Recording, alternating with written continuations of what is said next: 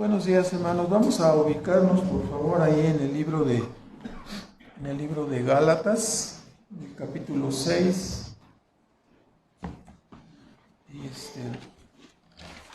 vamos a hacer una oración. Nuestro Padre Celestial, agradecemos una vez más en esta mañana permitirnos estar en este lugar para adorarte y exaltar tu nombre, para darte las gracias, para darte el honor y la gloria por tu palabra, por tu verdad, por la salvación proclamada en tu evangelio. Y rogándote, Señor, que nos ayudes a cada uno de los presentes para poder recibir tu palabra y ser enseñados y formateados con esta verdad de tu evangelio, Señor. Te bendecimos y te agradecemos en el nombre de Cristo Jesús. Amén. Bueno, el apóstol concluyó en el párrafo anterior señalando que deberíamos aprovechar las oportunidades de hacer bien, mayormente a los de la familia de la fe, y recordándonos que pues uno se cansa, como decimos, ¿verdad? Pero advirtiéndonos que finalmente cosecharemos y no desmayamos, ¿verdad? Debemos sembrar y no cansarnos. Y bueno, ahora en la parte final de este capítulo 6 y de la epístola, el apóstol nos habla de la costumbre de que el apóstol dictara sus cartas, pero ahora nos encontramos con una novedad, ¿verdad? En el versículo 11 nos dice: mirad en cuán grandes letras os he escrito de mi mano, o con cuán grandes letras os he escrito, ¿no? Ahora, la costumbre del apóstol era despedirse. Normalmente el apóstol dictaba sus cartas, como podemos ver en Romanos 16:22. El apóstol dictaba sus cartas y después el amanuense, el escriba, bueno, aquí vemos en el 16:22, dice: yo, Tercio, que escribí la epístola, os saludo en el Señor. Entonces aquí estamos viendo cómo el apóstol dictó esta carta y al final Tercio, el que la escribía, normalmente la escritura de estas cartas era con una letra pequeña, no era con una letra grande, ¿no? Entonces, esto nos ayuda a entender en parte el pasaje que estamos empezando a ver al final de Gálatas. Dice: con cuán grandes letras. Es como si dejara de escribir una letra minúscula y de repente todas las letras las escribiera con mayúscula, ¿verdad? No es que haya hecho unas letras gigantes, sino que escribió unas letras más grandes, ¿no? En lugar de hacer una letra normal, minúscula, como el resto de la carta y siguiendo las reglas ortográficas normales, empezó a escribir con pura mayúscula, ¿verdad? Ahora, en 16:21 de Primera de Corintios, también encontramos otro dato, ¿no? En la despedida dice el apóstol: la salutación de mí, Pablo, de mi mano, ¿no? Hablando de la primera carta. Y finalmente en Segunda de Tesalonicenses, también el apóstol nos muestra, en el capítulo 3 y en el versículo 17, dice: el saludo de mi mano, o salud de mi mano, Pablo, dice que es, quitando las cursivas, ¿no? Que es signo en toda carta, es mi signo en toda carta, dice, ¿no? Para así escribo. Entonces esta era la manera, ¿no? Para recomendar y señalar que las cartas que él había escrito eran identificadas de esta manera. Ahora cambia un poquito al escribir ahora con letras mayúsculas. Por ahí algunos comentaristas dicen que inclusive no solamente la parte final, sino que en realidad toda la carta la escribió él, lo cual parece de dudarse, ¿no? Viendo todos los datos que tenemos.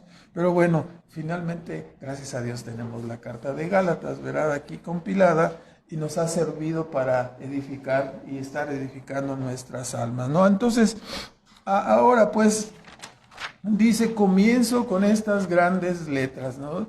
Esto es obviamente para enfatizar el contenido de la carta.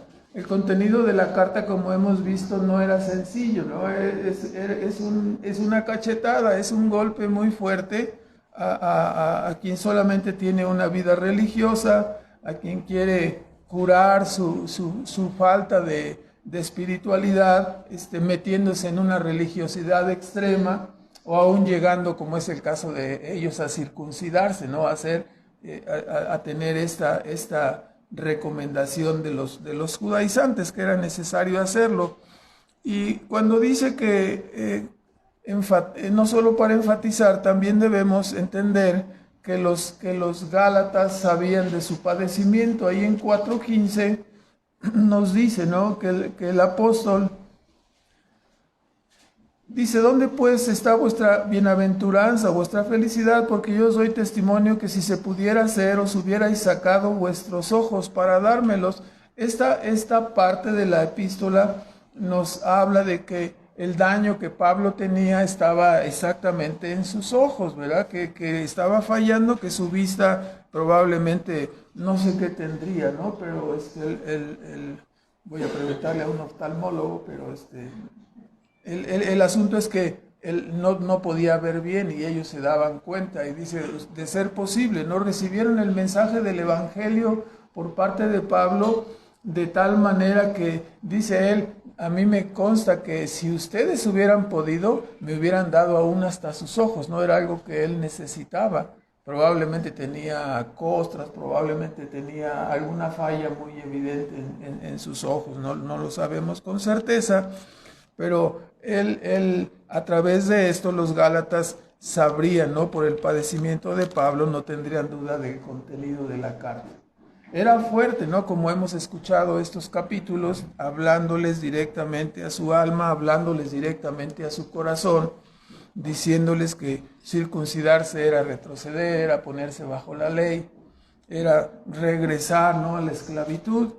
Las grandes letras no solo enfatizaban la auditoría paulina, también mostraban que el apóstol tenía gran preocupación y gran cuidado por ellos, ¿no? Entonces, al darse cuenta de lo que estaba sucediendo, rápidamente, aunque estaba en Roma, se preocupó por escribir esta carta, ¿no?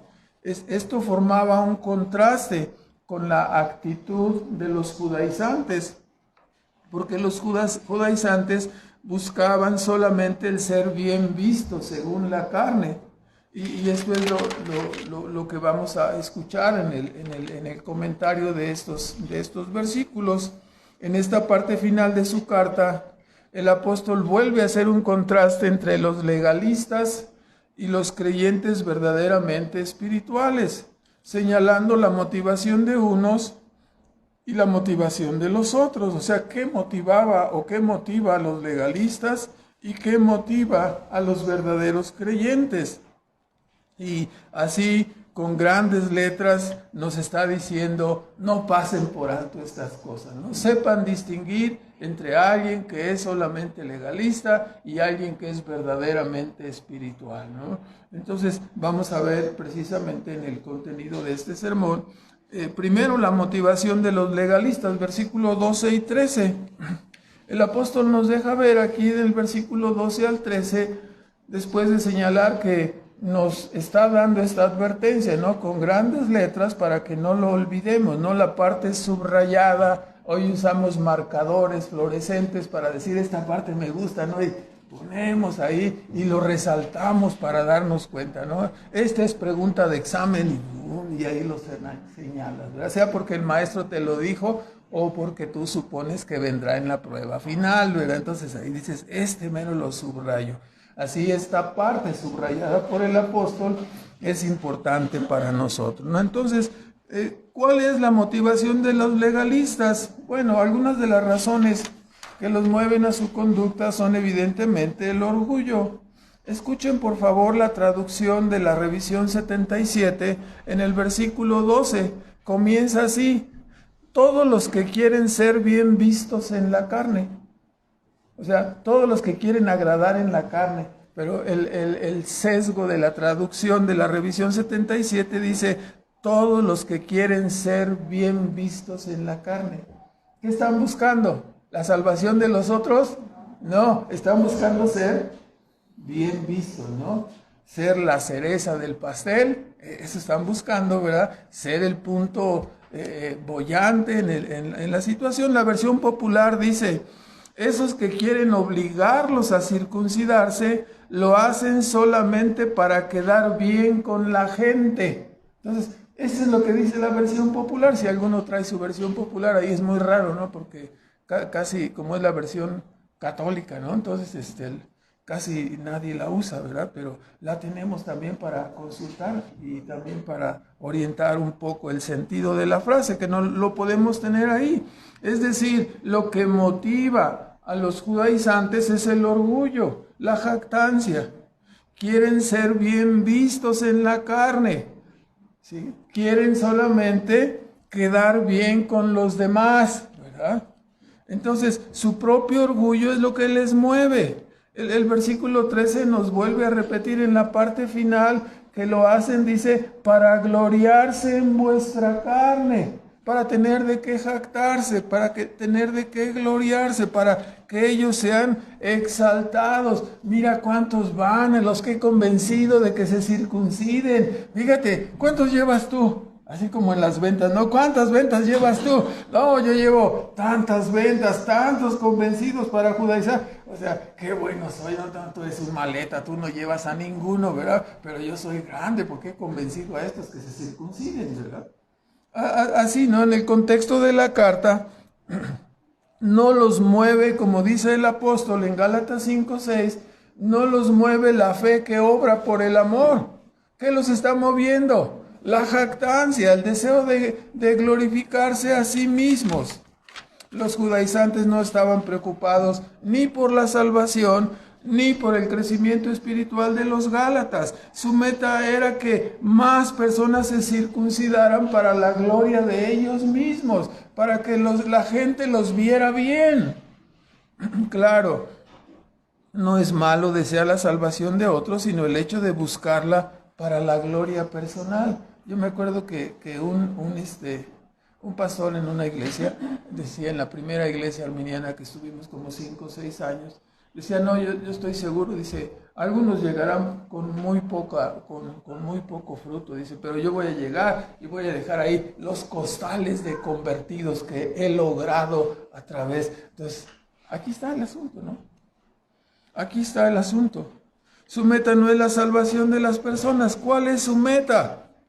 ¿Sí? Su meta era que las personas, tener popularidad ante las personas, ser exaltados por las personas y los judaizantes, ¿verdad? Era la gloria personal y que otros vean qué bueno es ese pastor, no lleva tanta gente. Imagínense los que han tenido la bendición de tener cientos y miles de personas convertidas en su ministerio, que tengan este pensamiento, ¿no? Todo lo que será probado, ¿no? Dice el apóstol ahí en 1 Corintios 3, que todo lo que nosotros hacemos será probado por fuego. Nuestras buenas obras resultarán y vivirán después de que el fuego de la mirada escrutadora de Dios escudriñe lo que hemos hecho. Y solamente aquello que quede, ¿no? Que no resista. El heno, la hojarasca, la madera serán quemados, ¿no? Solo quedará aquello que haya sido hecho para la gloria de Dios. Todo lo demás será quemado. Y estoy cierto que muchas personas, ¿no? Sufriremos seguramente muchas quemazones, ¿no? Se quemará todo lo que aparentaba ser una gran espiritualidad, se quemará todo lo que aparentaba ser el notable éxito de aquel embajador, de aquel predicador, y no era más que basura, ¿no? Porque si la palabra y la verdad no están verdaderamente en nuestro corazón y en nuestra vida, no importa que tengamos multitudes siguiéndonos, ¿no? Yo veo que los suscriptores de una revista que se llama Vanidades son muchos. Y el nombre de la revista debería espantar a todos, ¿no? ¡Ay, Vanidades! ¡Ay! No, pues ni siquiera perder mi dinero comprando esa mugre, ¿no? Entonces, pero muchos hasta se suscriben. Entonces, dése cuenta dónde está su mente, ¿no? Entonces, bueno, la meta de ellos es que vean cuántos habían circuncidado, ¿no? En este caso ellos. Ahora, lo que les mueve también es, en este caso, versículo 12, es el temor de los hombres y en cierto sentido la comodidad. ¿Por qué? Dice Pablo en el versículo 12, todos los que quieren agradar en la carne os constriñen a que os circuncidéis, solamente por no padecer, ¿qué? Por no padecer la persecución de Cristo. Este era el temor de los hombres y la comodidad, ¿no? El no ser perseguidos. El apóstol lo señala, en el fondo los judaizantes buscaban su propia gloria, no solamente eso, sino eran también acomodaticios y en una forma subrepticia trataban de escaparse de la persecución causada por el escándalo de la cruz. Lo sabemos, ¿no? Para los judíos el evangelio era tropezadero. Para los que hayan visto películas o hayan visto reportajes acerca de lo que es el Coliseo romano y las personas que morían ahí, ¿no? Hay muchos cosas que pueden ser señaladas que están dichas con relación a los cristianos que murieron ahí. Ellos eran los que mataban los tigres, los leones, los que molían los gladiadores. Eran muchas de esas personas, ¿no? Los que uno de los emperadores convirtió en antorchas humanas para iluminar Roma, eran cristianos y su pecado era ese, ¿no? Ese era lo que costaba ser cristiano en esa época. Ese era el escándalo de la cruz. Para los judíos el evangelio era tropezadero porque ellos estaban esperando un Mesías. Y por supuesto, el Mesías esperado era un rey.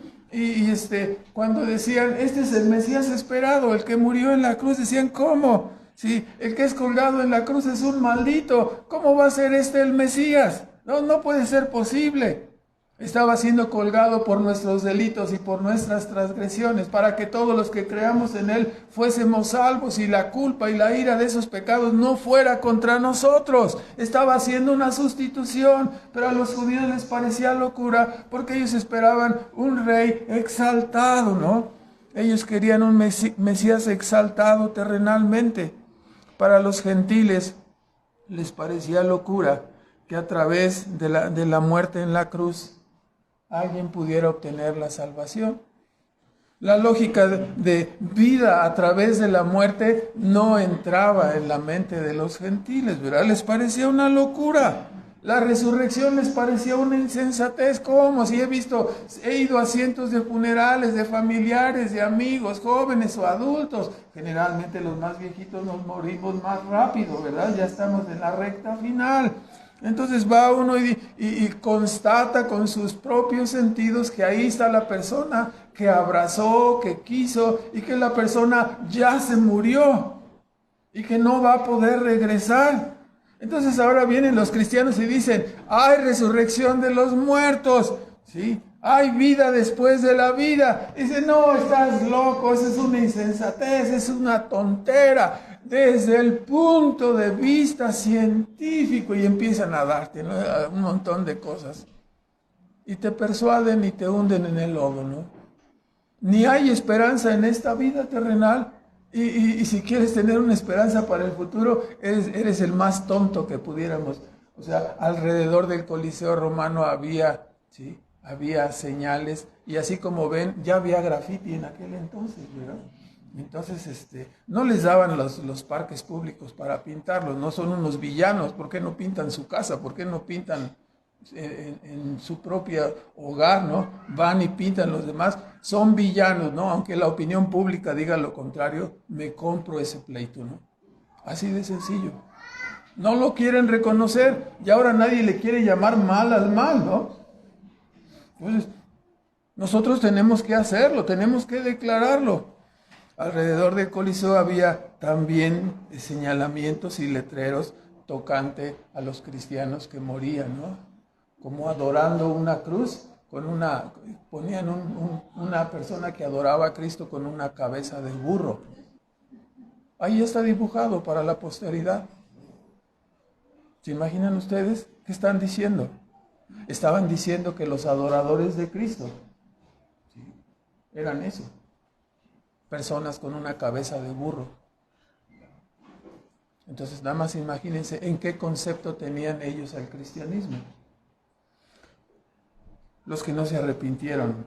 Pueden imaginar ustedes su recompensa, ¿no? A los gentiles pues les parecía locura. Por lo tanto, para los judaizantes era más simple, más sencillo predicar la circuncisión. El judaísmo era socialmente aceptado y no era perseguido. Por lo tanto, nos escapamos de la persecución.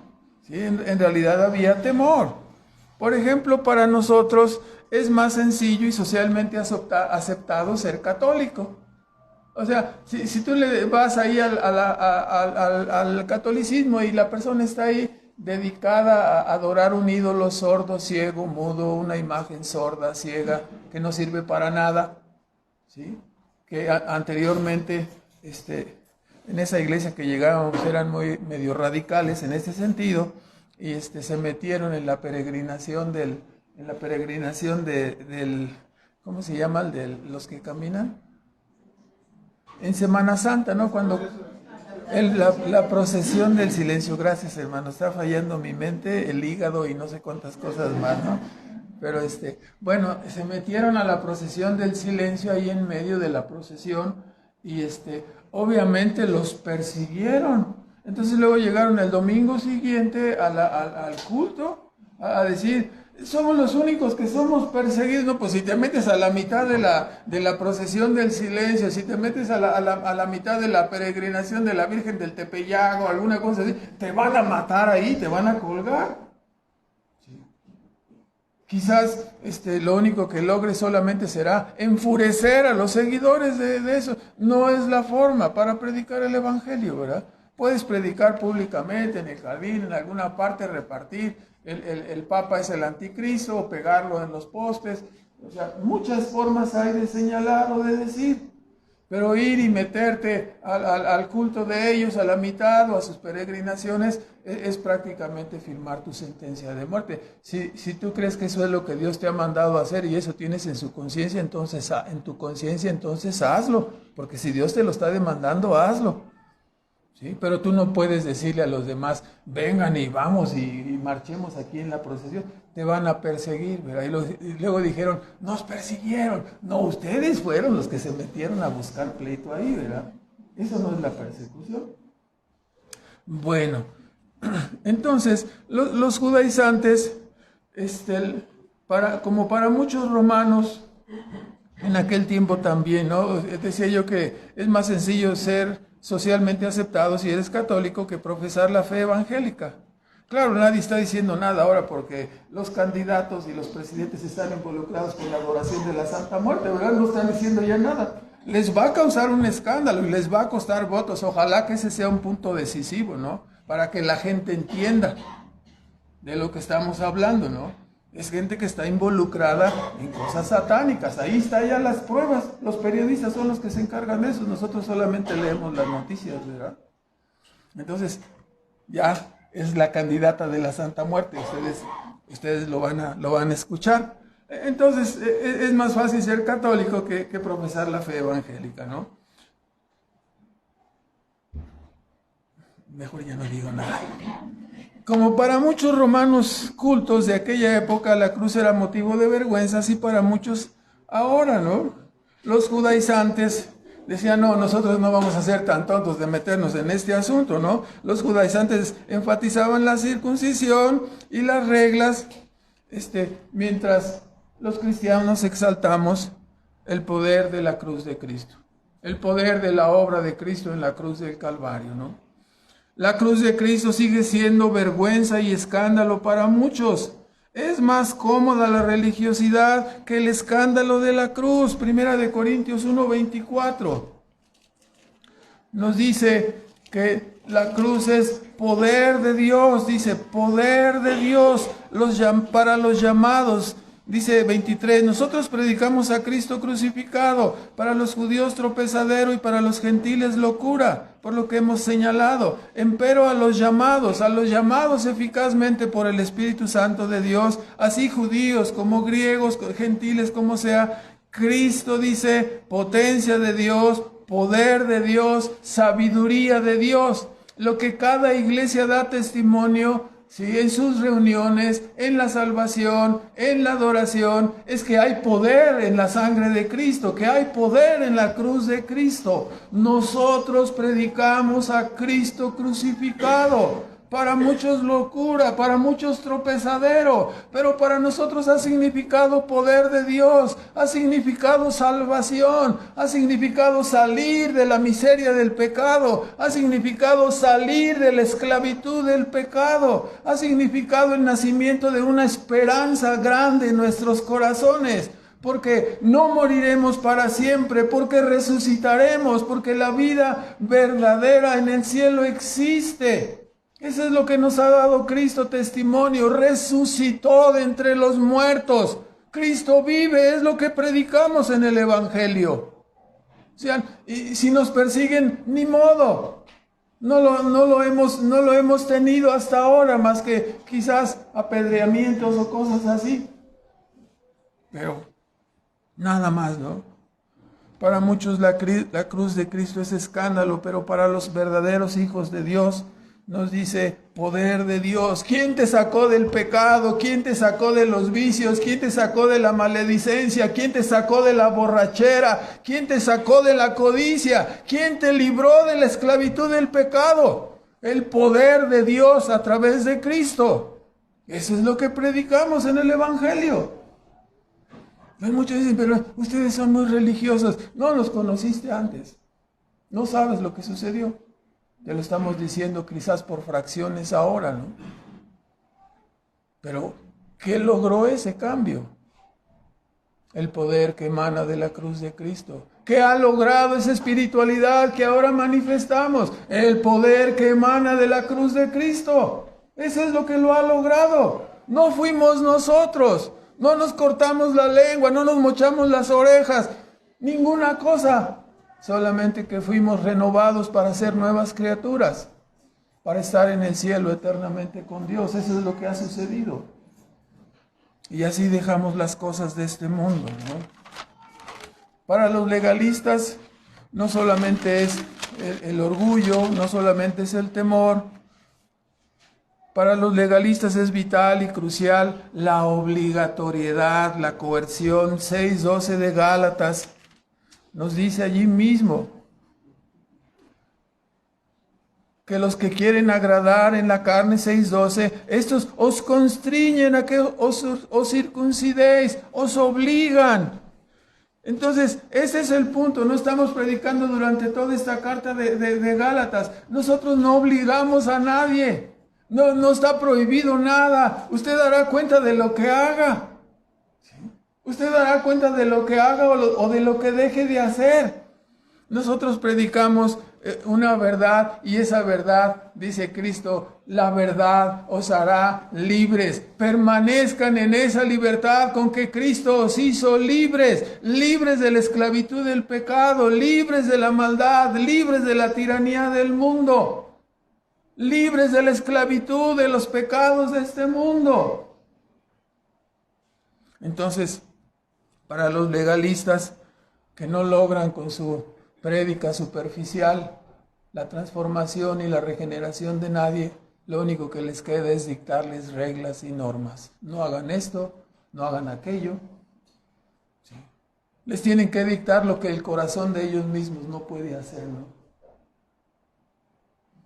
Entonces, la decencia y el orden, ¿no? Siempre están forzando, están constriñendo. Dice Pablo, 1 Corintios 2, por favor. 1 Corintios 2.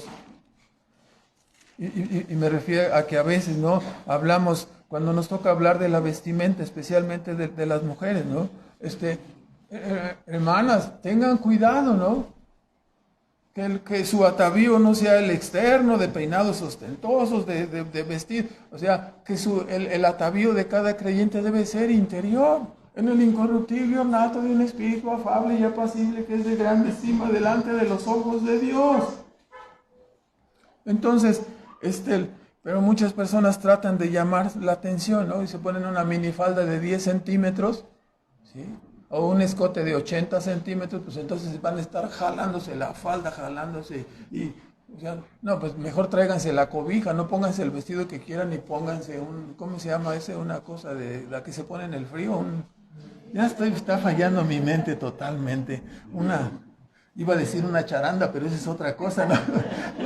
Una cosa que se pone en un gabán. Ay, ya, por fin llegó la palabra. Y se ponen un gabán y ahí pueden ocultar todo lo que quieran, ¿no? Primera de Corintios 2:1. Así que, y para luego decir, no, no está muy atrevida esta ropa, esta mini ropa. No, por favor, pues cómo no va a estar muy atrevida, ¿no? Casi vienes en calzones y pues no. No, hay que decir las cosas como son, ¿no? Hay que vestirse decentemente y con orden. Dice Primera de Corintios 2:1, ¿no? Entonces, no vamos a, entonces, si el Espíritu Santo no logra en el corazón de la mujer o en el corazón del hombre, ¿no? Si tú te quieres traer tu camisetita de Chanok, de esas que se te salen todos los bíceps así para decir, y calzas los calzas no se dice, no usas talla 38, en lugar de camiseta, lo que va abajo de la camiseta, porque extiendes tus grandes bíceps y pectorales, pues para andar así, ¿no? Y te paras así como si estuvieras en Mr.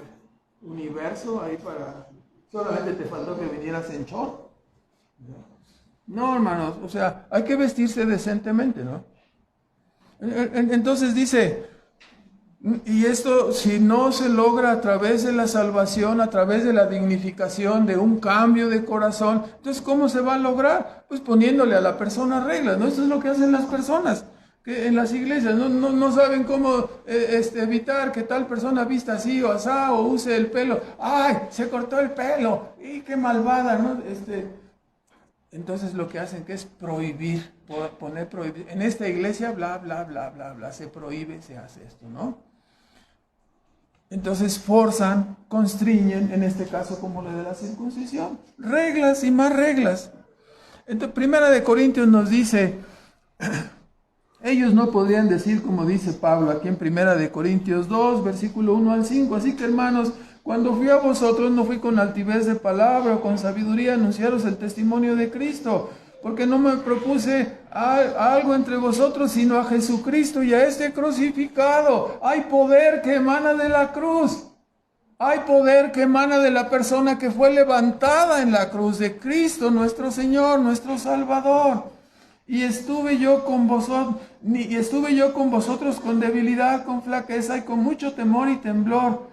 Pero dice, ni mi palabra ni mi predicación fueron con palabras persuasivas de humana sabiduría, mas con demostración del Espíritu y de poder, para que vuestra fe no esté fundada en la sabiduría de los hombres, mas en el poder de Dios. Hay poder que emana de la cruz, hay poder salvador que emana de Cristo, que transforma, que santifica, que traspasa a la persona de las tinieblas a la luz, de la mentira a la verdad.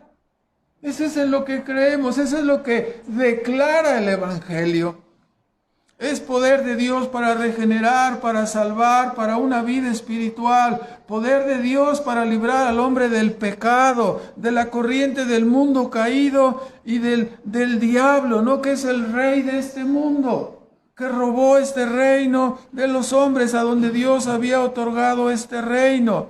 Engañó al primer hombre y así, ¿no? Ha disipado y ha derramado su corriente y su filosofía de vida a lo largo de esos casi 6,000 años que tenemos de nuestro mundo, y ha echado a perder todo lo que hay en este mundo, ¿no? Desde especies animales, desde erosión de terrenos, desde contaminación de los propios seres humanos, se está destruyendo todo, ¿no? Esto es lo que ocurre cuando los hombres no tienen temor de Dios. Esto es lo que ocurre cuando Dios no está en la noticia de los hombres. Entonces, este mundo será destruido y será transformado, ¿no? En cielos nuevos y tierra nueva. Esto es lo que esperamos por el poder de Dios. Poder de Dios para librar al hombre del pecado, de la corriente del mundo y del diablo, ¿no? Todo esto a través de ¿quién? Del poder de Cristo en la cruz, restaurando las pérdidas resultantes Cristo en la cruz restauró todas las pérdidas resultantes de la entrada del pecado a través del diablo, a través de Adán, restaurando el mundo espiritual y restaurando el mundo terrenal, logrando una reconciliación completa, la cual podremos tener y observar en los cielos nuevos y en la tierra nueva. No ahora, ¿no? Algunos incluyen, por si alguno lo estaba pensando, aún el rescate, no la redención, pero sí el rescate, casi la misma palabra, ¿no? El punto, incluyen hasta el rescate de sus perritos, ¿no? Dicen, ¿estará mi perrito ahí, mi gatito? Algunos dicen, sí, todo va a ser restaurado, ¿no? Sí. Claro, en nuestra casa, como tuvimos una perrita que se llamaba Petunia, todos dicen, entonces vamos a ver a Petunia. No puedo aseverar tal cosa, pero habrá una restauración completa, ¿no? Una maravillosa obra basada, 2 Corintios 4:1, en el poder y la sabiduría de Dios. Dios diseñó la cruz de Cristo. Dios diseñó la salvación. Dios permitió la entrada del pecado. Y en esta restauración, Dios puede hacer lo que es imposible para los seres humanos: restaurar a un hombre caído, restaurar a una humanidad caída, restaurar a un mundo, a una naturaleza destruida, para darnos cielos nuevos y tierra nueva. Todo a través de la persona y la obra de Cristo en la cruz. Reconciliar para con Él todas las cosas, así dice el apóstol, ¿no? 2 Corintios 4 nos dice, por lo cual, teniendo nosotros esta administración según la misericordia que hemos alcanzado, no desmayamos, sino quitamos los escondrijos de vergüenza, no andando con astucia, ni adulterando la palabra de Dios, ni suavizándola, ni diciéndole que te va a traer riquezas y bendiciones, ni un evangelio de prosperidad. No andamos adulterando la palabra de Dios, sino para manifestación de la verdad, encomendándonos a nosotros mismos a toda conciencia humana delante de Dios. Que si nuestro evangelio está encubierto, entre los que se pierden está encubierto, en los cuales el Dios de este siglo cegó los entendimientos de los incrédulos, para que no les resplandezca la luz del evangelio de la gloria de Cristo, el cual es la imagen de Dios. Porque no nos predicamos a nosotros mismos, sino a Jesucristo crucificado, el Señor, y nosotros, vuestros siervos, por Jesús, por causa del evangelio. No somos siervos de los hombres, somos proclamadores del evangelio. Servimos a los hombres como un vínculo para traerlos a la salvación, para traerlos a que miren a Cristo. No nos servimos a nosotros mismos, servimos para predicar el evangelio, para que Dios cumpla el propósito redentor que Él se ha trazado, ¿no? No basándonos entonces en la astucia o el engaño como la estrategia del maligno, ¿no? La estrategia del maligno es un engaño, te dice vive tu vida loca hoy, porque eso es el todo del hombre. Nadie sabe si hay cielo o infierno, ¿quién ha regresado para decirnos? Por lo tanto, le dice al hombre, disfruta hoy mientras puedas. Y millones se han mordido ese anzuelo, ¿no? Millones lo han tragado y viven como si esto fuera lo único que fuera la vida, sin pensar que hay una eternidad, ¿no? Irán unos al tormento eterno y otros a la vida eterna, a la dicha eterna. Esta es la verdad. ¿Quién lo demostró? Cristo con su ministerio, Cristo con su vida, su muerte y su resurrección. Y lo tenemos aquí en el mensaje del Evangelio. Entonces es una estrategia del maligno la mentira. ¿Sí? Ha inventado 1 y 1000 religiones para que no le resplandezca la luz del Evangelio a las personas. Las personas aman y quieren las religiones, quieren prohibiciones, quieren listas, no, yo estoy haciendo lo correcto, por lo tanto cuando me muera voy a ir al cielo porque estoy haciendo lo correcto, ¿no? No se va al cielo por hacer lo correcto, se va al cielo por creer en Cristo, se va al cielo por confiar en Cristo. Es la única manera, es la única puerta. No hay personas buenas. ¿Cómo vas a ir al cielo? Me porté como bueno, me amarré las manos para no robar, aunque cuando se me escapaba un dedito ahí agarraba lo que podía, ¿verdad? Así todo el mundo. Entonces, no, solamente se puede ir al cielo por Cristo. La estrategia del maligno es que inventa religiones para que los hombres vayan a esas religiones y se pierdan, porque ninguna religión salva. Solo Cristo salva. Entonces, el maligno no solamente ha inventado religiones, pero ha inventado 1 y 1000 placeres para atraer y cebar al hombre, ¿no? Quien al final se enfrentará al terror y las consecuencias de una vida fuera del camino de Dios. Es lo que les espera a todos los que no han creído en Cristo, a todos los que no han confiado en Él. ¿Sí? A la mera hora del juicio no podrán ninguna de sus buenas obras, de sus magníficas y adornadas y engrandecidas buenas obras, les servirá para salvarse. Solamente si tienes el perdón de tus pecados a través de Cristo. Solamente que hayas sido renovado a través de Cristo, salvado. De otra manera, ya sea por religión falsa o ya sea por los pecados, por el único o miles de pecados que te hayan seducido, al final te enfrentarás al terror y a las consecuencias de haber quedado fuera del camino de Dios, ¿no? Fuera del camino de Cristo. Entonces, el Evangelio es una persuasión espiritual y moral. El Evangelio no obliga a nadie. El Evangelio es una persuasión espiritual y moral basado en la verdad, basado en la persona y en la obra de Cristo y basado en el testimonio de los apóstoles que fueron testigos de primera mano, que les constó, que vieron, que palparon, que oyeron, todo tocante al verbo de vida.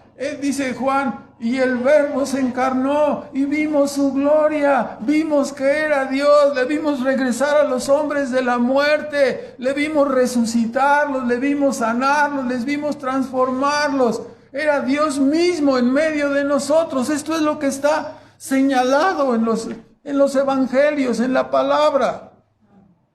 Es la verdad de Dios, la obra de Cristo.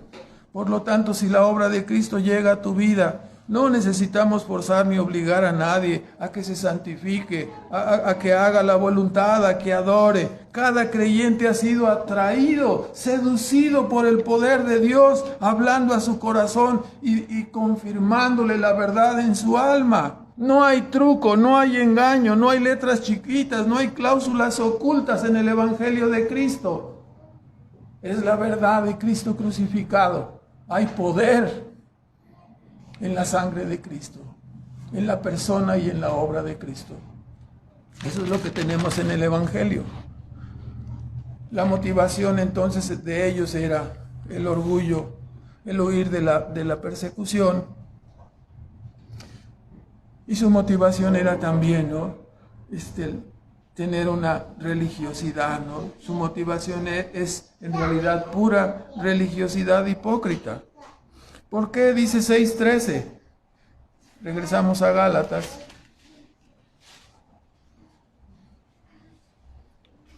Porque ni aun los mismos que se circuncidan guardan la ley, sino que quieren que vosotros seáis circuncidados para gloriarse en vuestra carne.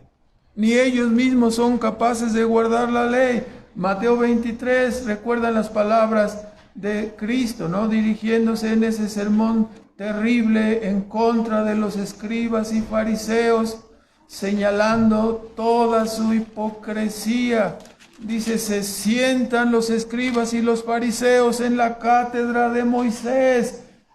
Versículo 3, así que como están sentados ahí sobre la verdad, sobre la cátedra, sobre la verdad de Moisés, la cátedra de Moisés, la ley, los mandamientos, ahí se sientan y le enseñan. Así que dice Cristo a sus seguidores, todo lo que os dijeren que guardéis, guardadlo y hacedlo, mas no hagáis conforme a sus obras. ¿Por qué? Dice, porque ellos dicen y no hacen. Solamente es la hipocresía, ¿no? Le cuelgan a otros las cargas y ellos se salen libremente a vivir su vida loca, ¿no? Entonces, bueno, ahí está la motivación de ellos, es pura religión, pura religiosidad hipócrita, ¿no? Pablo conocía bien esta religiosidad, pues de acuerdo a esa religiosidad se calificó a sí mismo como, en cuanto a la ley, dijo, irreprensible, ¿no? O sea que tú podías sacarle una foto desde cualquier parte y Pablo era una persona, no le podías encontrar ningún error en su vida, como judío, como fariseo. Irreprensible, ¿no? Sí, pero él reprobó esta religiosidad y la tuvo como basura, dice, cuando encontré la justicia de Cristo. Cuando me di cuenta que el hombre solamente puede ser salvado por la sustitución, por la obra perfecta de Cristo, entonces tuve mi justicia por basura para ser hallado en Cristo. Y ahora se jacta, ¿no? Como lo va a hacer, dice, y en el poder de sus padecimientos, no los padecimientos de la cruz, de los cuales va a hablar enseguida, ¿no?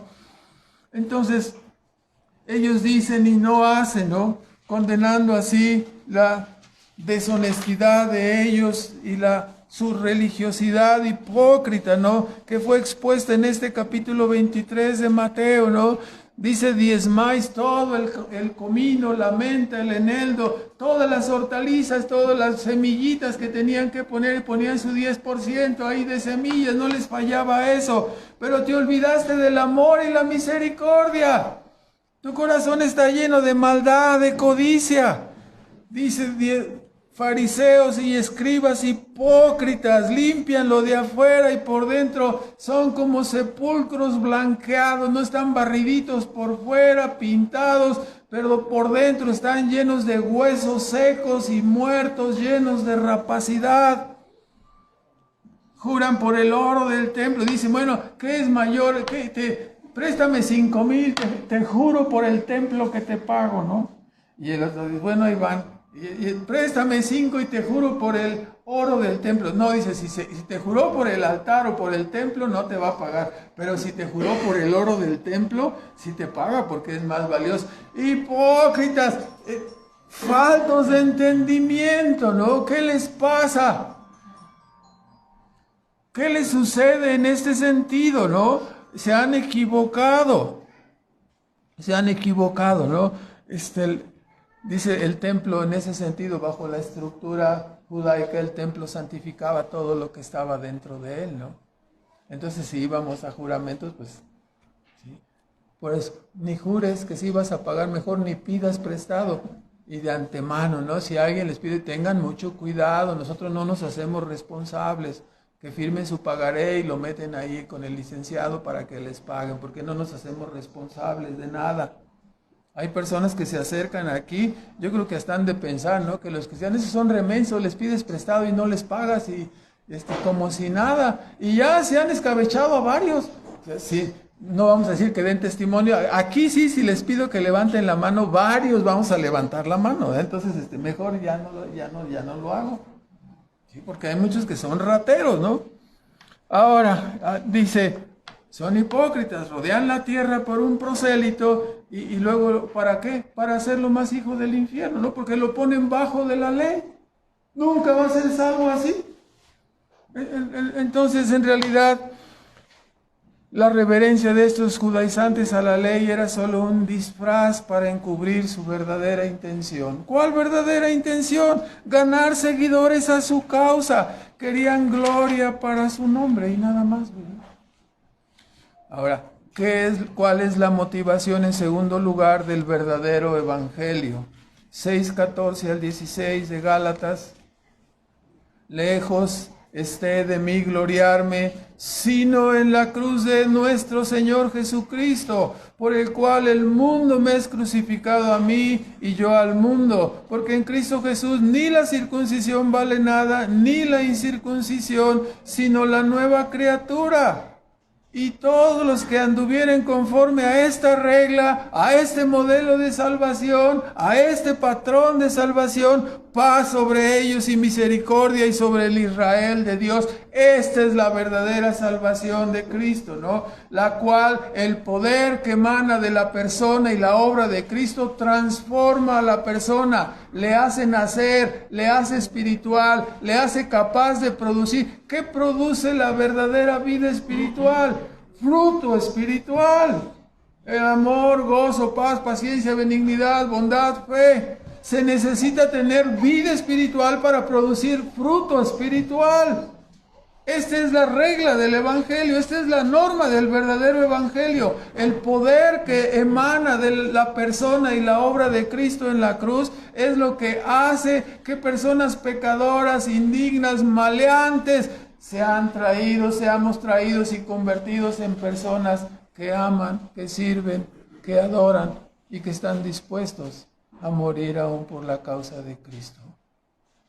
Entonces, esa es la motivación del verdadero Evangelio, la gloria de Cristo, la gloria del poder de Cristo transformando pecadores. El gran tema de Pablo, ¿no? En sus cartas, el gran tema de cada púlpito ha de ser el poder que emana de la cruz de Cristo, de la persona de Cristo. Dios reveló a Pablo lo que hizo a través de la cruz de Cristo. Dice, comenzamos en Gálatas 1, 14 y 15 dice, mas cuando le plació a Dios, cuando le plugo a Dios revelar a su Hijo en mí, darme a entender lo que Dios estaba haciendo a través de la persona y la obra de Cristo. Entonces dice, yo no consulté con carne y sangre. Este es el Evangelio que transformó al religioso, al judío recalcitrante, al maestro de los fariseos, en un fiel servidor de Cristo que estuvo dispuesto a dar su vida en la cruz,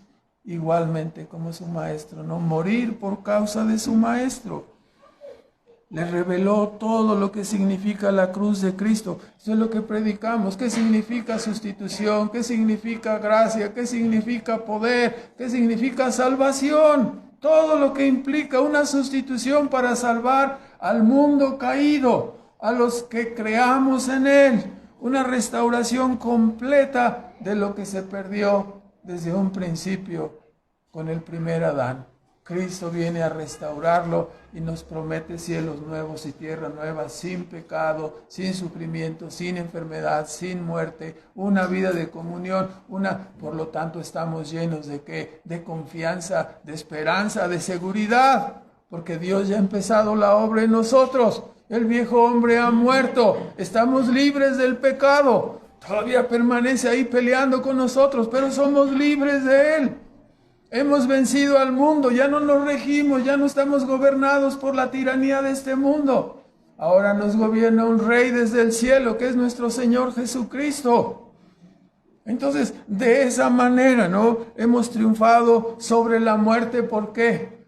Porque moriremos y nos levantaremos en la semejanza de lo que Cristo hizo 2000 años. ¿Sí?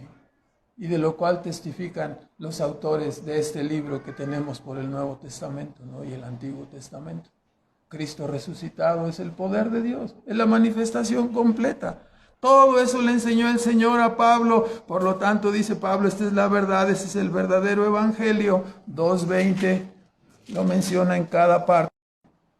Dice, con Cristo estoy juntamente crucificado. No puede con su egoísmo. Pablo dice, la única forma de acabar con el ego es morir juntamente con Cristo. Así se acaba el ego. Ya no vivo yo, se murió el ego. Vive Cristo en mí. Lo que ahora lo vivo en la carne, lo vivo en la fe del Hijo de Dios, el cual se entregó a sí mismo por mí.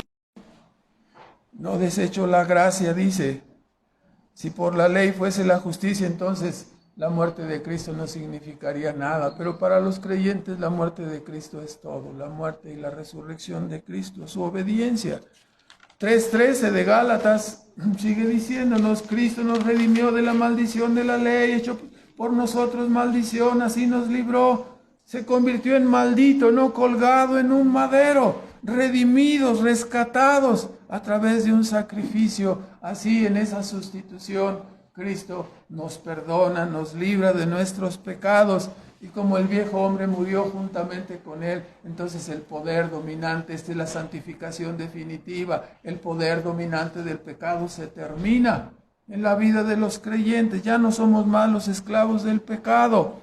Él cargó nuestro pecado, nuestra maldición, en una sustitución y rescate. Gálatas 4:4, el mensaje de la cruz, más venido el cumplimiento del tiempo, puesto que los hombres no pueden obtener por sí mismos la salvación, Dios envió a su Hijo, hecho de mujer, nacido de mujer, versión 60, hecho súbdito de la ley. ¿Para qué? Para que pudiera rescatarnos, librarnos de ese yugo de esclavitud.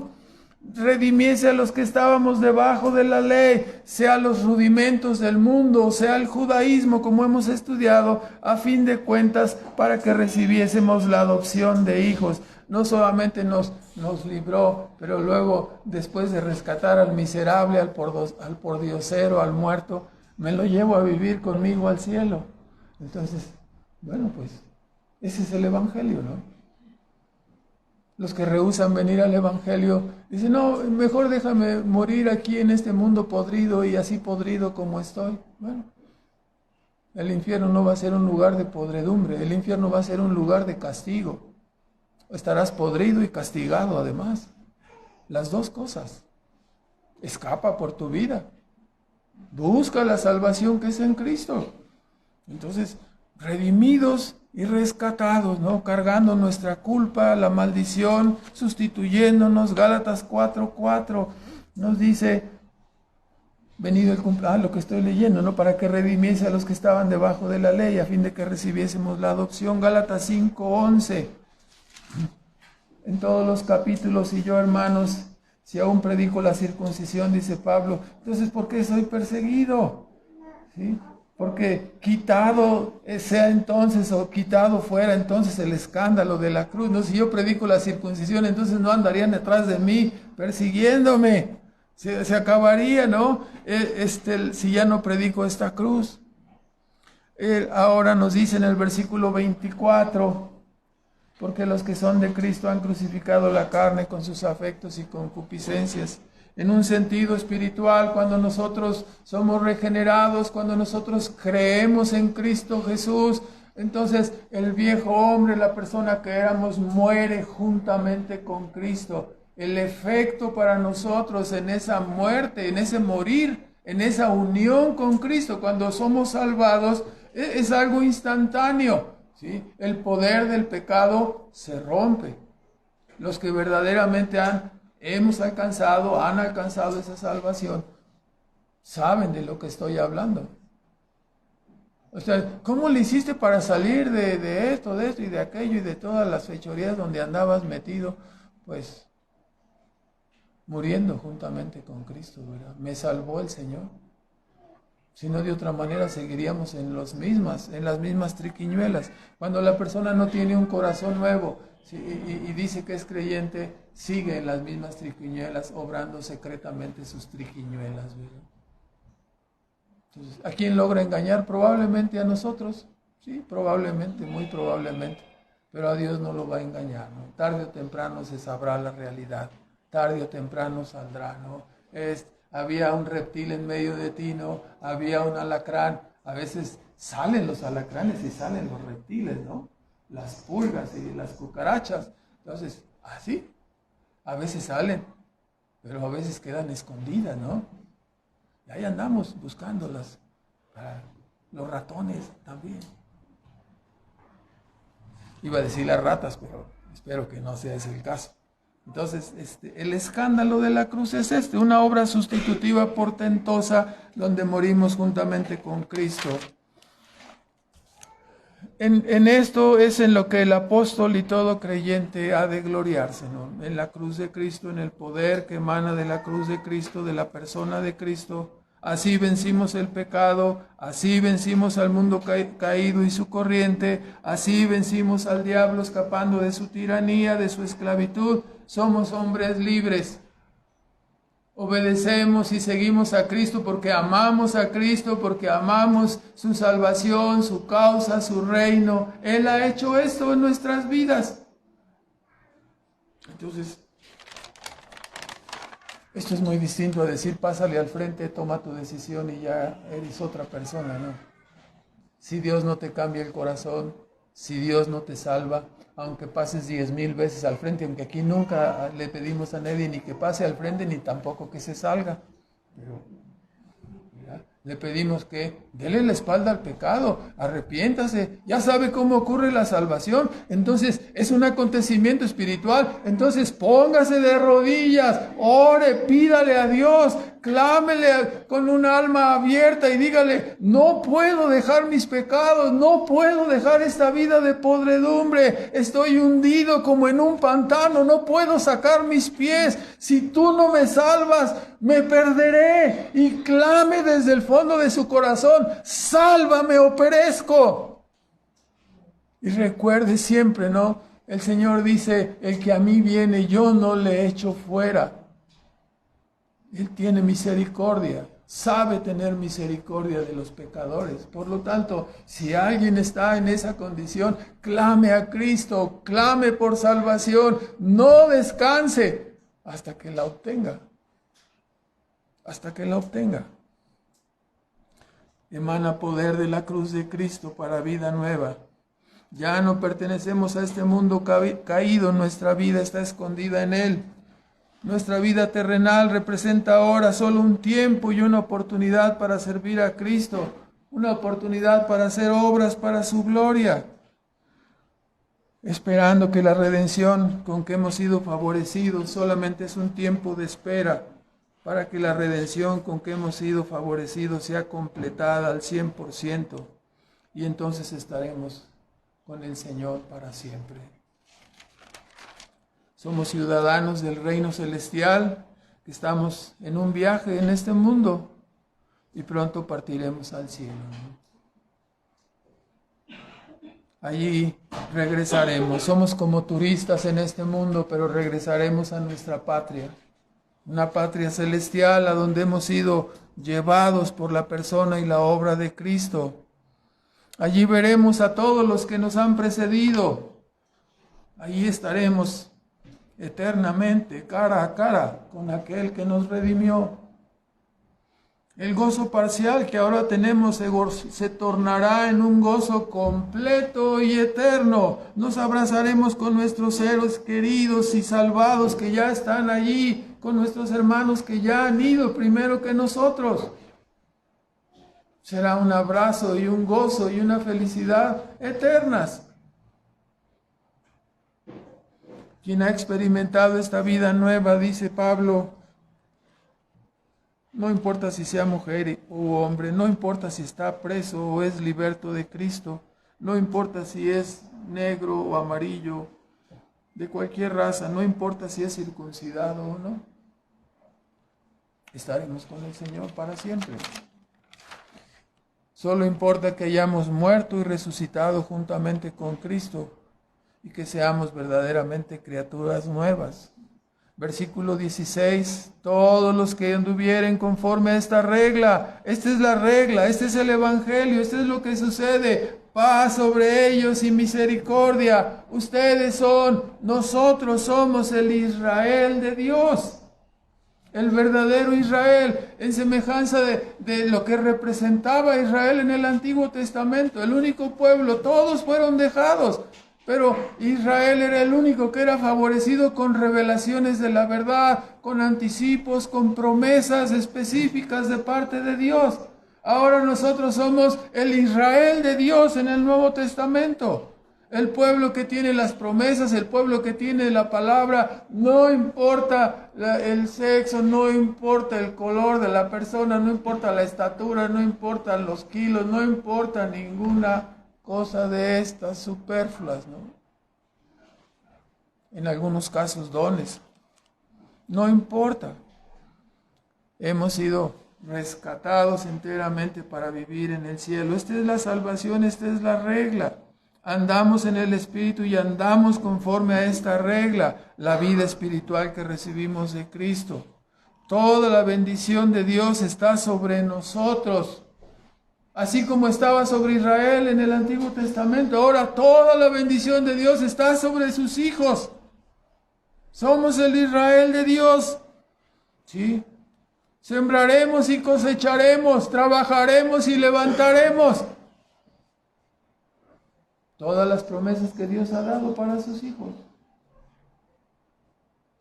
Toda la bendición de Dios está sobre nosotros por la obediencia de Cristo. Él lo ganó para nosotros. Por lo tanto, a veces nos tocará, muchas veces quizás enfermedades, sufrimientos y pérdidas, tragedias. Normalmente por culpa de nosotros mismos, ¿verdad? Así cuando no escuchamos la voz del papá y de la mamá, no hagas esto, no te juntes esto, no es tu tiempo. Ya si su niño quiere tener novia a los 12 años y usted lo deja, pues a los 13 años va a ser abuelo, ¿verdad? Entonces, haz todas las cosas a su tiempo. Todo. Así las niñas y los niños, los jovencitos, espérense a su tiempo. Sí, no, es que yo ya estoy listo porque ya me salió bigote y ya tengo un poquito de barba, me rasuro cada 3 meses, así. No, todavía no tienes nada, entonces, no. Deja que tengas no barba, deja que tengas trabajo, deja que tengas con qué mantener a una persona y entonces ya piensas en lo demás. Ahorita mejor, piensa en tu próxima rasurada dentro de 3 meses. Sería más sencillo, ¿no? No, hermanos. Hay que decir, todavía no es el tiempo, llegará tu tiempo. Ahorita trabaja, construye, edifica, prepara para que tengas que ofrecer. Si no, vas a llegar ahí con los mismos pantalones de mezclilla de hace 4 años. Oye, ni siquiera para comprarte un pantalón menos vas a tener para mantener a una esposa. Entonces, con cuidado, ¿no? Las verdades se dicen y los niños y los jovencitos deben aprender, ¿no? Para que no estén soñando ahí con elevados en un globo de Cantoya o, ¿no? Se van a caer, ¿no? Entonces, los hijos de Dios somos bendecidos aún en la oportunidad, ¿no? De predicar, de enseñar, de evangelizar a nuestros hijos para que sigan en el camino y en la obediencia de Cristo, ¿verdad? Es nuestra responsabilidad. Somos el Israel, hablando de lo que típicamente fue Israel en el Antiguo Testamento, ¿no? ¿Qué fue? El pueblo de Dios. ¿Quién es ahora el pueblo de Dios? Nosotros. El Israel de Dios, sus iglesias, sus hijos. Ahora vamos a terminar. Los judaizantes miraban, versículo 17 y 18, ¿no? Miraban la circuncisión como una marca de identidad, ¿no? Según ellos, de salvación, aunque en realidad fue una marca de identidad para los israelitas en la carne, quienes recibieron la bendición de ser el pueblo de Dios en el pacto del Antiguo Testamento. Eran los hijos de Abraham según la carne y recibieron por ello la circuncisión. Pero la interpretación, subráyelo ahí, apúntelo, ya creo que lo hemos subrayado varias veces, cómprese otra Biblia para que lo subraye otra vez, ¿no?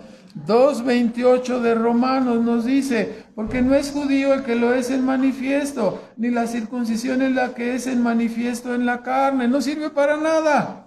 ¿Sí? Mas el judío es el que lo es en lo interior y la circuncisión es la del corazón. La circuncisión tipificaba la salvación, tipificaba la salvación de la persona, la circuncisión del corazón, cosa que no puede ser hecho por el hombre mismo. Si usted va con cualquier doctor, le circuncida en la carne, pero no puede salvarle. El doctor no le va a dar medicamentos ni nada que le pueda convertir en una persona espiritual. Esto es algo que Dios hace, que Dios obra. Es la circuncisión del corazón en espíritu, no en letra. La alabanza de la cual no es de los hombres. Los hombres no se pueden salvar, engañados, víctimas, aquellos que han pasado al frente tomando su decisión, son solo víctimas de estrategias. Porque los hombres, escúchelo, la alabanza de esta renovación interior no es de los hombres. No puede ser realizada, ni obrada, ni decidida por los hombres. ¿De quién es? De Dios. Entonces, conforme a esta regla, conforme a este evangelio, ¿no? Lo que la persona debe pedir es, sálvame o perezco, ¿no? Regenérame o me perderé eternamente. Dios opera a través de la palabra, ¿no? Esta poderosa palabra que regenera. Segunda de Corintios 11, por favor, ya estamos acercándonos al final de la primera mitad del sermón. Te van a decir, no, ya lo vamos a matar. Pablo contesta alegóricamente poniendo por delante. ¿No quieren una marca para la salvación? Dice, yo traigo las marcas de esta salvación, ¿no? Segunda de Corintios 11:23. Ustedes son ministros de Cristo, como poco sabio hablo, no los consideraba sus enemigos a estos, ¿no? Como ministros. Yo más, en trabajos más abundante. No dice que ustedes, pero casi te da un empujón para que lo entiendan, ¿no? En azotes sin medida, en cárceles más, en muertes muchas veces. De los judíos 5 veces he recibido 40 azotes menos uno. O sea, los azotes no eran con un cinturón, eran con un látigo, obviamente, ¿no? Con esquirlas o como se llame, que rasgaba tu piel. Imagínense cómo estaba la espalda de este apóstol de Cristo, azotado por causa del Evangelio, ¿no? Ha de haber parecido ahí un mapa mundi, algo ahí rugoso, lleno de montañas, de cicatrices, ¿no? 3 veces azotado con varas, 1 vez apedreado, 3 veces, fue esa vez que lo recogieron dándolo ya como muerto, ¿no? Sí, 3 veces he padecido naufragio, 1 noche y 1 día he estado en lo profundo de la mar, quizás hasta estuvo ahogado, no lo sabemos si lo sacó, no entendemos a fondo todas estas cosas. En caminos muchas veces, peligros de ríos, peligros de ladrones, peligros de los de mi nación, peligros de los gentiles, peligros en la ciudad, peligros en el desierto, peligros en el mar, peligros entre falsos hermanos, en trabajo, en fatiga, en muchas vigilias, en hambre, en sed, en ayunos, en frío, en desnudez, y sin otras cosas, además, lo que sobre mí se agolpa cada día, la solicitud de todas las iglesias. Estas son mis marcas, estas son las marcas que cargo, ¿no? Bendito y maravilloso apóstol. Su trabajo nos ha alcanzado, su trabajo ha traído bendición para nosotros. Y aunque no te conocemos, te amamos y agradecemos al Señor por tu vida y todo lo que Cristo hizo contigo. Y finaliza encomendándonos finalmente en Gálatas 6, versículo 18, os encomiendo la gracia de nuestro Señor Jesucristo sea con vuestro espíritu, ¿no? La gracia que nos apareció para salvarnos al principio y nos acompañará el resto de nuestros días hasta que salgamos de este mundo. En el cielo ya no vamos a necesitar la gracia como la ocupamos ahora, no será diferente. Pero siempre estaremos dependientes de Dios. Terminamos con unos comentarios. En primer lugar, qué maravilloso es el Evangelio. Hay perdón, hay vida nueva en Cristo, hay regeneración, lo cual nos capacita para la obediencia espiritual. Hay liberación del mundo caído, hay liberación de la esclavitud espiritual de Satanás. Todo por el poder y la sabiduría de Dios demostradas en la obra sustitutiva en la cruz del Calvario. Oh pecador, débil e incapaz, mira a Cristo. Niño, joven, adulto, mira el poder y la gracia que emanan de Cristo. Mírale a Él y sé salvo, cree en Él, confía en Él. Si nunca lo has hecho, mueve en tu mente, mueve en tu corazón, muévete hacia Dios y pídele que te salve, pídele que te rescate. Humíllate a Él confesando tus pecados y ruégale por la vida que es anunciada en el Evangelio. Nadie la merecemos, pero Él recibe a los indignos, a los pecadores, como Pablo, como cada una de nosotros, para hacerles trofeos de su gracia, para convertirles en vasos de misericordia, que le honremos y proclamemos su mensaje de gracia, para que con nuestras voces y con nuestras vidas demos ese mensaje en este mundo caído. A eso nos ha dejado. Él no necesita nada de nosotros. El mismo poder que cambió a Saulo de Tarso en el gran apóstol Pablo sigue vigente, sigue estando ahí Cristo, sigue derramando su poder y su gracia. Ese mismo poder es el que ha alcanzado a los creyentes que miras tú, joven, que miras tú, niño, a tu papá, a tu mamá. Ese es el poder que nos ha alcanzado. Eso es lo que ha sucedido con nosotros. Por eso adoramos, por eso podemos decir que tenemos todos estos años esperando ya nuestra salida, esperando la ida al lugar celestial. Nuestro corazón rebosa de esperanza, rebosa de confianza, porque hemos conocido no solo de oídas a Cristo, sino que está en nuestros corazones, está en nuestras almas. Le damos gracias al Señor, ¿no? Ese es el poder que nos ha cambiado. No ha sido que haya bondad en nosotros, ha sido el poder de Dios. En segundo lugar, esta es la regla y la norma de la salvación que esta iglesia anuncia. Un acontecimiento espiritual donde un pecador recibe por pura gracia la salvación, la vida nueva. Por lo tanto, no esperen recibir listas de lo que puedes o no puedes hacer. Si has recibido el Espíritu de Cristo y has sido sellado con el Espíritu de Cristo, entonces la nueva criatura que mora en ti querrá andar en los caminos del Señor y tendrá el fruto del Espíritu en su vida. Si no tienes esto, entonces no tienes nada. No importa si eres bautizado o no. Si no tienes esto, no tienes nada. Esta iglesia puede ayudarte para que puedas discernir acerca de tu experiencia de salvación.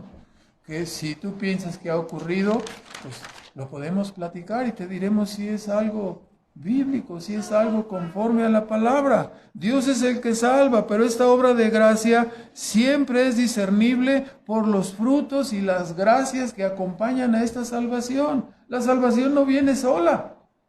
No viene sola, es vida nueva, trae fruto, produce frutos. Si tú dices que te ha alcanzado la salvación, pero no hay vida nueva, no hay frutos, no hay cambio, entonces no hay nada. Esto es lo que decimos, ¿no? Si tú dices yo he creído, bueno, tienes una buena marca, no has creído en Cristo. Pero si no posees las marcas de la regeneración expresadas en la primera carta de Juan, entonces, ¿sí? Dice ya no practica el pecado, practica la justicia, ama a los hermanos, así que si se te cae gordo este hermano, esta otra persona, al otro que ni saludas, si lo miras feo y le haces fuchi, ¿no? Todavía estás en tus pecados, ¿no? Si no eres capaz de amar a tu hermano que tienes aquí enfrente, ¿cómo vas a amar a Dios a quien no has visto, no? Entonces, guarda los mandamientos, no es una alternativa, ¿no? No es una alternativa a la obediencia de los mandamientos, es el deseo del corazón. Es como dices, tú tienes un cuerpo físico, bueno, a todos los veo aquí con su cuerpecito, uno más grandote que otro, pero con su cuerpo, ¿no? ¿Sí? Comes, ¿sí? Te da hambre, ¿sí? Tu cuerpo te pide descanso, te da sueño también, ¿verdad? ¿Sí?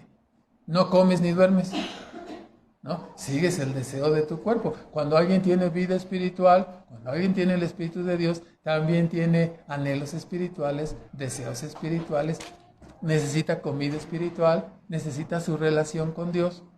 O sea que si no tienes esos deseos espirituales, si no tienes ese amor por Cristo, por su palabra, por su adoración, por su causa, por su reino, entonces no hay nada. ¿Sí? Si no estuviera tu cuerpo aquí presente, diríamos, ¿dónde está fulano? No, no hay nada de fulano. Ve cómo estás, ve cómo estás aquí. Me dirían que estoy loco, ¿verdad? Así son las personas que piensan que tienen vida espiritual, pero no tienen nada. Probablemente algo les está fallando acá en la conexión. Hay que examinarnos verdaderamente, ¿no?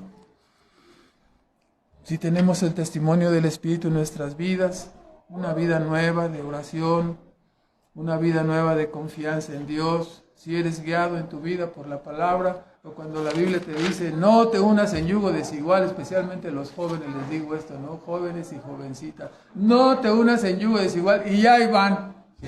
No, pero es que esta muchacha está bien guapa, aunque no sea creyente de todas maneras, ¿no? Y el otro al revés, ¿no? No, es que ese muchacho está, no hombre, habías de ver, se le salen los músculos, ¿no? Entonces ya está pasado de peso, ¿no? Entonces, se le salen los músculos, y entonces, no, o sea, tenga cuidado. Si es usted creyente, tenga cuidado, es una decisión importantísima en su vida. Primero que asegúrese de ser creyente, ¿sí? Y si se va a casar con alguien, hombre o mujer, por favor, no que sea lo mismo casarse con hombre y mujer, hay que cuidar las palabras, porque luego va a decir, el hermano está ahí enseñando que se pueden casar. No, el matrimonio es entre varón y hembra, ¿verdad? Así lo entendemos. Entonces, si alguien se va a casar, es creyente, asegúrese que se va a casar con... Si así se batalla, conste que eso me va a salir caro, pero... si así se batalla, ¿no? Siendo los dos creyentes, ahora imagínese usted si una de las dos partes no es. A ver, hermanos, eso sí me atrevo a preguntarlo. ¿Se batalla o no se batalla los que estamos casados entre creyentes? A ver, no les pido que levanten las manos y no nos los van a castigar, pero háganle así, ¿no? Así. Sí se batalla, hermanos, somos pecadores. ¿Sí? Y Él que está y la que está con nosotros sabe todas las cosas de nuestra vida. Los detalles, ¿no? Esa levantada de ceja que solamente tu esposa distingue. Ya te enojaste, ¿verdad? Ese movimiento raro de boca que ya te chupaste los dientes, ¿no? Ya está a punto de salir Hulk. Entonces, lo sabemos exactamente, ¿no? Nos conocemos perfectamente, ¿no? Entonces, bueno, en tercer lugar, es bueno en tercer lugar cuestionarnos. No hay que tomar decisiones a la carrera. Busquemos no la belleza física, sino busquemos que verdaderamente la persona que estamos pretendiendo sea verdadero o verdadera creyente, ¿no? Si no, a veces los hermanos me dicen, no, es que yo sí soy creyente, pero estoy esperando, y algunos tienen que esperar varios años hasta ver que la persona es convertida, ¿verdad? Si no es convertida, yo te recomiendo, ten cuidado, porque estás entrando en un asunto con mucha dificultad, ¿no? Que Dios te dice no, y cuando Dios te dice no, es mejor hacerle caso a Dios. ¿Sí? Entonces, pero algunos están buscando belleza y medidas, guapura y kilos y músculo, en lugar de estar buscando si es creyente o no es creyente. Tengan cuidado, ¿no? La advertencia está dada una vez más. Ni estábamos hablando de esto, pero como se prestó el asunto, caímos aquí. En tercer lugar, es bueno cuestionarnos si pudiéramos enumerar en nosotros, así como Pablo, algunas marcas que llevamos en nuestras vidas por causa de la palabra, ¿no? ¿Cuáles son las marcas que usted carga en su vida por ser un seguidor de Cristo? Pudieran ser golpes, insultos, pedradas, daños, perjuicios, complots, boicots familiares o sociales o empresariales. ¿Cuáles son las marcas, no? Quizá no tanto azotes, ¿no? Ya es difícil ser azotado hoy en día. Claro, comparadas con las marcas del apóstol, cualquiera de estas marcas resultarían solo un juego de niños, ¿no?